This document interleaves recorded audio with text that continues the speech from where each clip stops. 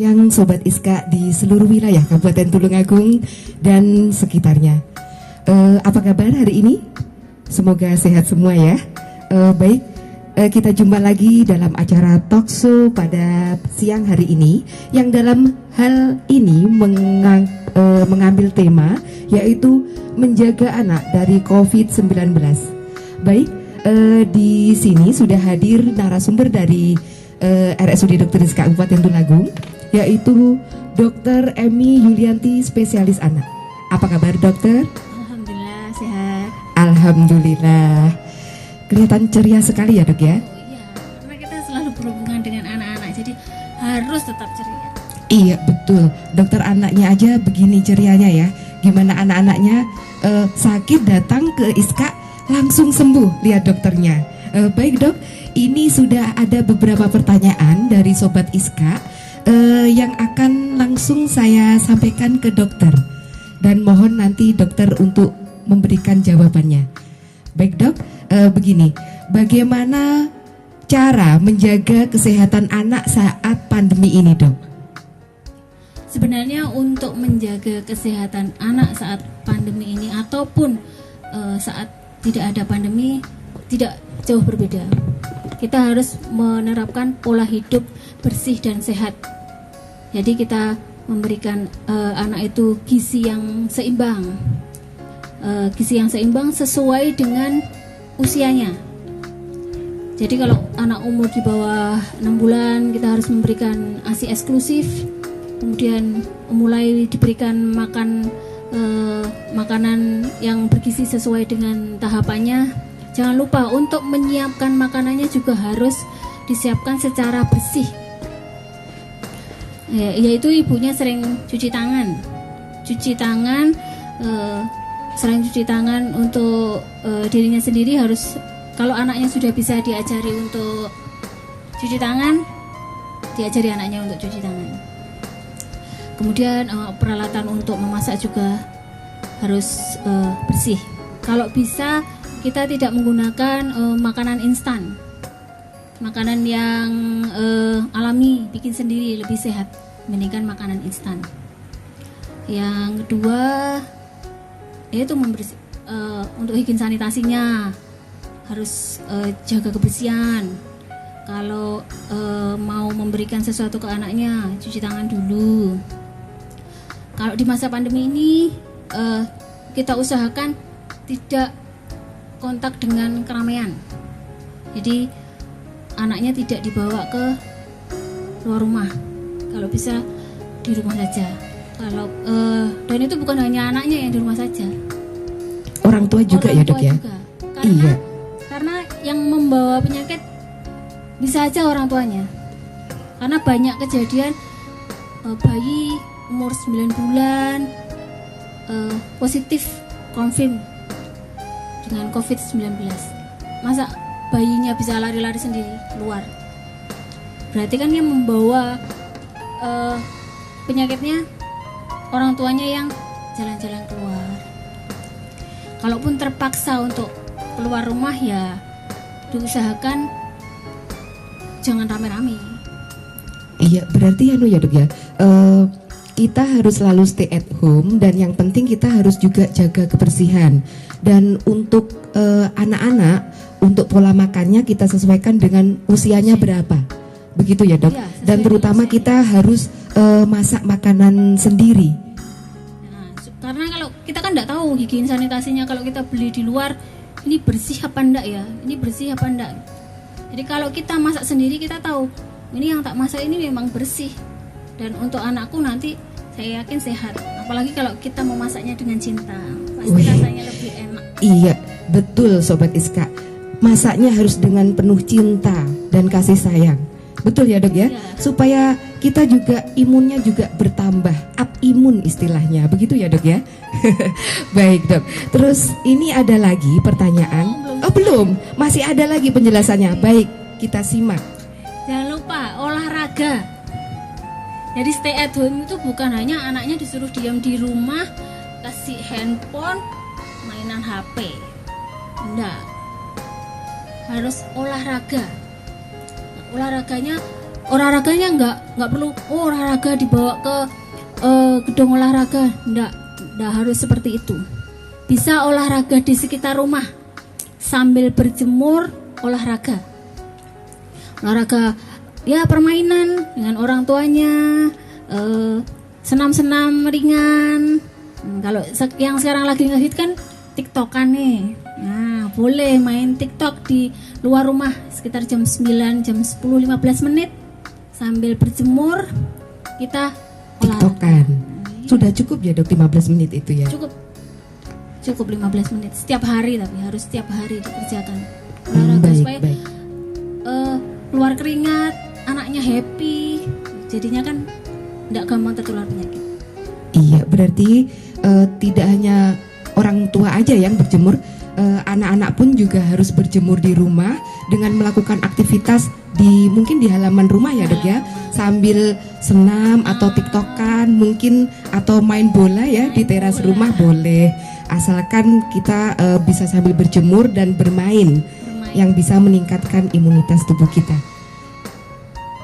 Baik, Dok, lanjut ke pertanyaan berikutnya. Oke, ini untuk jadwal posyandu, Dok. Bagaimana jadwal posyandu dan imunisasi, khususnya untuk anak-anak yang masih rutin melakukan imunisasi? Jadi untuk daerah Tulungagung, untuk bulan ini sudah bisa dimulai untuk jadwal imunisasi seperti biasanya. Nanti kalaupun memang ada yang kemarin banyak tertinggal, itu bisa catch up, bisa dikejar imunisasinya. Kalau memang nanti masih bingung, ini aku yang mau dikejar yang mana, bisa konsultasi dulu ke dokter anak, bisa datang dulu ke kita di Poli Anak untuk konsultasi. Setelah itu boleh dibawa ke posyandu setempat atau puskesmas setempat untuk melakukan ini loh, imunisasiku yang kurang ini, yang dikejar yang mana duluan, bisa mulai. Karena dari info dari Dinas Kesehatan juga imunisasi sudah bisa mulai dilaksanakan.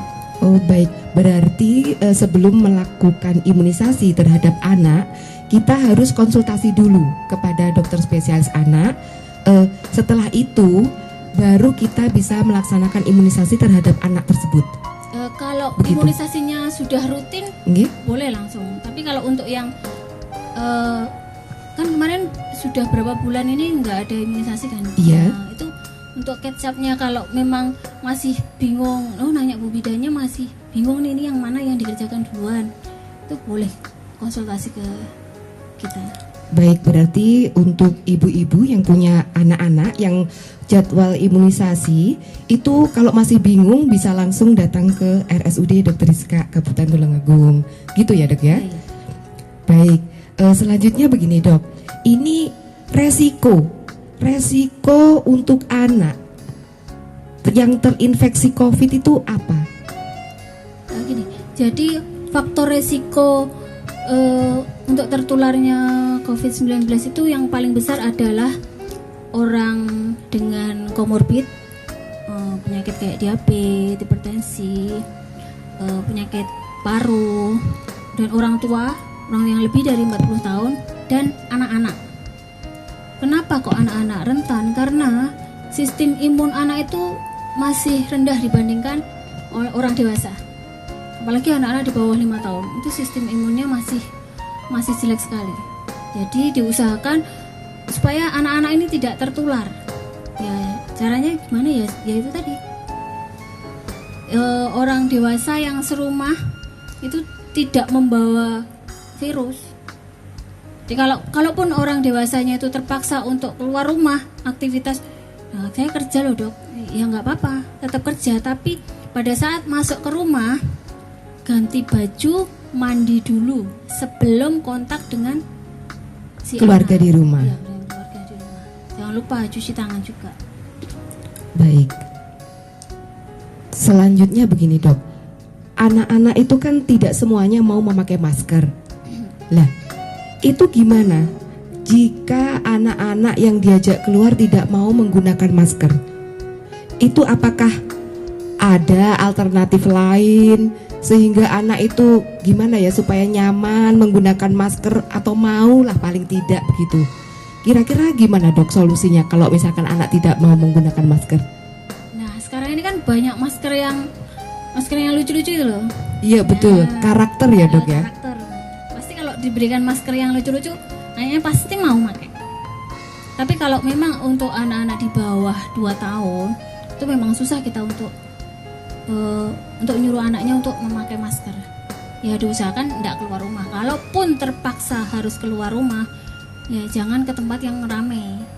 Dan orang-orang dewasa sekitarnya lah yang harus pakai masker supaya dia nggak menularkan ke anak itu.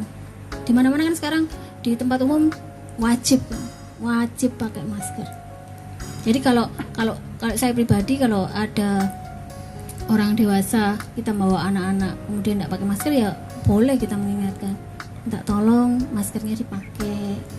Dan pakai masker itu bukan hanya syukur pakai masker lah, sekarang banyak yang dipakai masker itu di dagunya, masker di dagu. Jadi Ya itu salah ya dok ya. yang ditutupin apa? Iya betul, kebanyakan mesti dipakainya di dagu. Nah itu, jadi kalau kita mau berinteraksi dengan orang, kontak dengan orang, ya kita boleh ngingetin untuk dipakai maskernya yang benar. Selain kita melindungi diri kita sendiri, juga kita melindungi orang itu. Ya kan kita tidak tahu siapa yang membawa, saya membawa atau orang itu yang membawa. Jadi selain kita melindungi diri sendiri, kita juga melindungi orang itu. Iya betul, berarti harus ada kesadaran dari diri sendiri dan juga disiplin ya sebagai orang tua ya dok ya. Karena kasihan kalau anak-anak yang tertular itu sangat kasihan ya dok ya. Baik dok, ini kira-kira dok, ini update vaksin virus corona. Kira-kira kapan vaksin COVID-19 anak tersedia? Itu dia. Saat ini memang baru dikembangkan vaksin. Vaksin itu untuk bisa digunakan perlu waktu. Karena kita menggunakannya untuk manusia, bukan untuk hewan. Jadi perlu waktu, harus melalui beberapa fase penelitian. Tapi mungkin saat ini memang fase penelitiannya banyak yang di-cut. Ya kita doakan sesegera mungkin tersedia vaksinnya. Begitu ya dok ya. Baik dok, silakan diminum dok. Mungkin ada agak-agak ini kering. Monggo dok.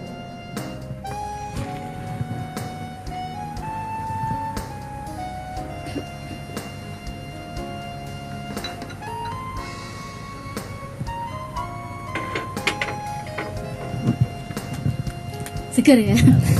Seger ya dok ya. Baik, kita lanjutkan ya dok ya. Baik, ini ada pertanyaan dari Sobat Iska yang sudah masuk, yaitu dari Ari Maitrisnani. Pertanyaannya adalah, suplemen apa yang baik untuk kesehatan anak di musim pandemi ini, supaya suplemen yang diberikan juga tidak berdampak negatif bagi liver anak kita? Kira-kira gimana dok?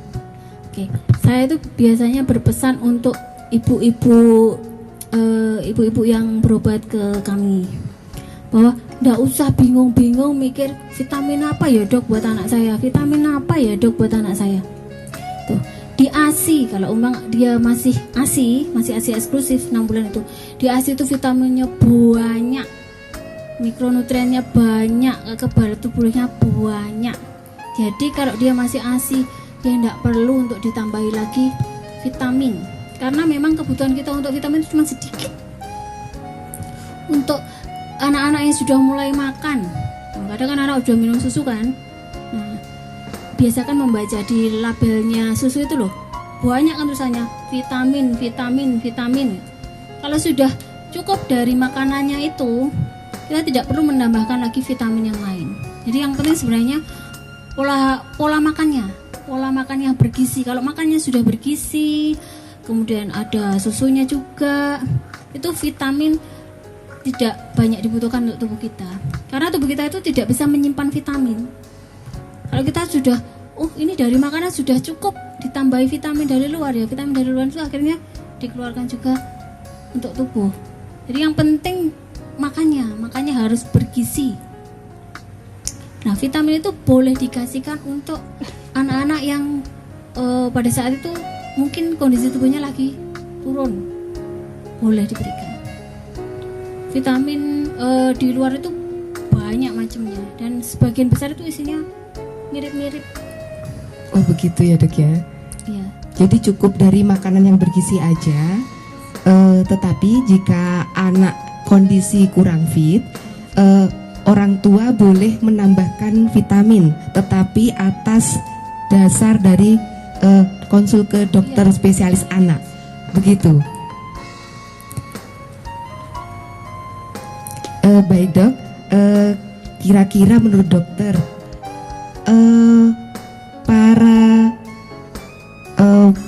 bapak ibu itu yang mau ke rumah sakit dokter Iska itu gimana? Perlu takut apa tidak dok? Nah ini, saya akhir-akhir ini banyak dapat kasus. Saya tanya orang tuanya, kenapa kok sampai membawa anaknya itu terlambat ke rumah sakit? Katanya, dia takut tuh dok, mau berobat itu takut, mau ke rumah sakit itu takut. Katanya rumah sakit itu malah sumbernya virus. Jangan, itu salah. Karena kalau memang anak itu perlu dibawa ke dokter, bawalah ke dokter, bawalah berobat.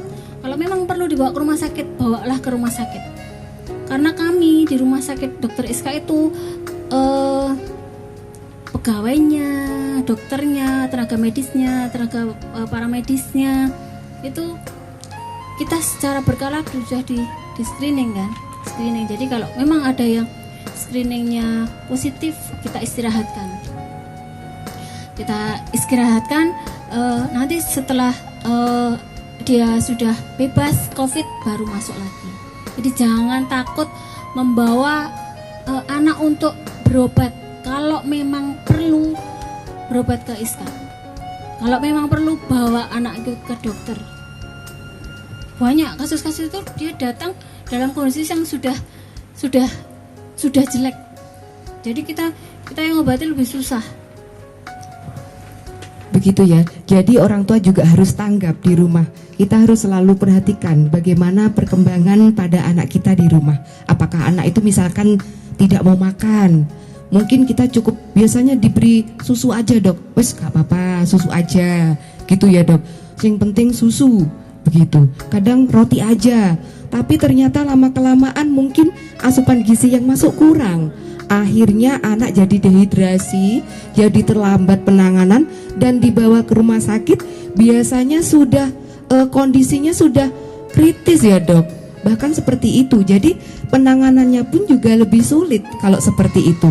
Jadi sebaiknya kita harus di rumah juga selalu waspada ya dok, perhatikan kondisi anak gimana. Kalau misalkan kurang gimana, misalkan makannya nggak mau atau gimana, kita harus konsultasi segera. Begitu ya dok ya. Baik, terus ini gimana dok kalau misalkan ini kan di berita-berita ya dok ya, ada wacana bahwa anak-anak itu sudah mau masuk sekolah. Gimana menurut dokter? Untuk wacana masuk sekolah, kita harus percaya pemerintah. Pemerintah kan pasti memikirkan secara epidemiologi ini sudah layak belum untuk mulai diterapkan masuk ke sekolah. Pun nantinya kalaupun nanti jadi akhirnya ini bulan ini masuk sekolah ya. Nanti kita lihat dulu kesiapannya sekolahnya itu siap enggak untuk melaksanakan protokol-protokol supaya anak-anak tidak menularkan. Jadi kalau memang belum siap ya, ini kan pasti pemerintah pusat dan daerah kan masih ini belum siap nih, daerah kita belum siap. Karena kalau enggak kan nanti sekolah jadi klaster baru penularan COVID. Jadi sekolah mungkin menyiapkan pola pembelajaran online sama tatap muka yang bergantian. Setiap kali mau masuk sekolah dicek suhunya, kemudian sebelum masuk ke halaman sekolah cuci tangan, diwajibkan untuk pakai masker, kemudian secara berkala di desinfektan untuk ruangannya, kamar mandi sekolahnya, diberikan jarak Antar tempat muridnya. duduk antar muridnya. Jadi kalau memang terpaksa ya, kan kita nggak boleh berkumpul lebih dari 15 nih. Jadi ya mungkin dibikin sekolahnya giliran. Di shift gitu ya dok ya? Kayak kerja di rumah sakit dong dok. Ya jadi ya nanti kita tunggu aja update dari dinas pendidikan kan. Kayaknya kalau kedepannya dinas pendidikan harus bakalan kerjasama dulu dengan kesehatan untuk IDAI untuk konsultasi gimana baiknya, kapan kita bisa mulai membuka sekolah untuk anak-anak kembali normal sekolah, seperti apa nanti kedepannya, prakteknya seperti apa, itu kan baru digodokkan ini, baru wacana-wacananya gimana. Ya, berarti sekiranya nanti anak-anak bisa masuk sekolah, itu kita harus mematuhi protokol kesehatan yang sudah diterapkan ya dok. Terus kita juga di sekolah, di rumah pun selalu diterapkan protokol kesehatan dimanapun ya dok ya. Apalagi itu anak-anak yang mungkin susah nantinya di rumah diberitahu jangan begini, nanti di sekolah nanti tambah ketemu temannya berangkulan karena lama tidak ketemu. Nah itu mungkin bisa diingatkan ya dari para bapak ibu guru kalau mungkin melihat putra putri didiknya mulai berdekatan. Begitu ge? Kira dok ge? Tadi menyambung untuk bapak ibu yang mau ke rumah sakit itu tidak perlu takut. Itu di rumah sakit ISKA itu kita sudah lama dok, ada si Putri itu sudah lama. Jadi di sini kami mengingatkan untuk sobat ISKA di wilayah Tulungagung dan sekitarnya, jika mau ke Rumah Sakit Umum Dr. ISKA Tulungagung, bapak ibu bisa daftar secara online melalui si Putri. Bapak ibu nanti bisa melihat bagaimana cara-cara untuk daftar secara online di Instagram RSUD Dr. ISKA Tulungagung atau di web kami. Kira-kira dokter ada yang mau disampaikan lagi dok tentang tema kita tadi yaitu menjaga anak dari COVID-19? Ya. Nah, jadi saya garis bawah ya, yang paling penting pola hidup bersih dan sehat, olahraga teratur. Kemudian kita usahakan stay at home. Kalaupun terpaksa keluar rumah memakai masker. Nah, yang kemudian kalau memang perlu untuk berobat, jangan tunggu sakitnya berat dulu. Kalau memang anaknya perlu untuk konsultasi ke dokter, datang ke dokter, datang ke rumah sakit. Jangan takut untuk datang ke rumah sakit. Baik sobat ISKA, demikian tadi bincang-bincang kita di talk show dalam tema menjaga anak dari COVID-19 dengan Dr. Emi Yulianti, spesialis anak.